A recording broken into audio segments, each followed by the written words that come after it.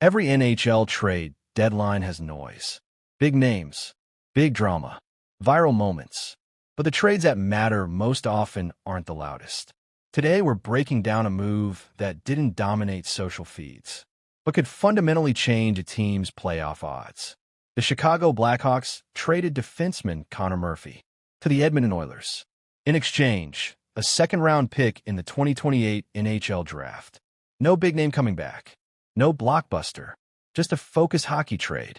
Now let's break down what this really means with real people involved.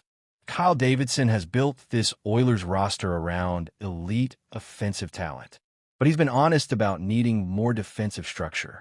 When reporters asked Knoblauch about this move, the focus wasn't on scoring. It was on responsibility and stability. That's important. Edmonton isn't trying to outscore problems anymore. They're trying to prevent them. This trade reflects that philosophy. Connor Murphy isn't the guy who scores 20 goals. He's not the power play quarterback. But across the league, and especially in Chicago, he's known as a reliable defender, a trusted penalty killer, a physical presence, a player who can slow the game down.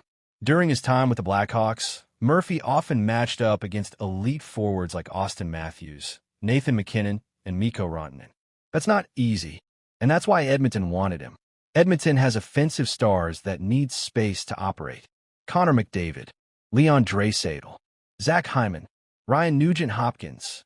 But all that firepower can struggle if the defense can't hold leads. In press interactions after the trade, Knoblauch stressed the importance of defensive balance.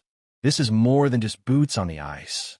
For Edmonton, it's about closing out games, and that's something Murphy has done well his whole career. At 31 years old, Connor Murphy brings maturity. Edmonton doesn't need him to score.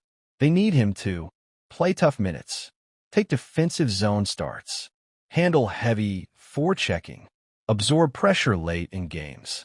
That's especially crucial when playoff hockey tightens up. And this is where the Oilers' defensive pairings get smarter. Murphy will likely see time with players like Darnell Nurse, someone who can work with him to shut down dangerous forwards. It's less about star power and more about structure and responsibility. Edmonton has been here before. They've had incredible offense, but struggled to lock down series when the games get tighter. This is where we start hearing references to past playoff runs. Games against the Los Angeles Kings, grind sessions versus Vancouver Canucks, tight battles with Calgary Flames. These games were decided not by highlight goals, but by defensive discipline. That's what this trade is addressing. A second-round pick in 2028. For Edmonton, this isn't a huge price. Why?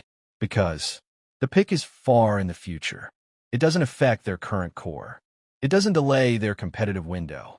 And make no mistake, Edmonton is trying to compete right now. McDavid is in his prime. Draisaitl is in his prime. This season is important.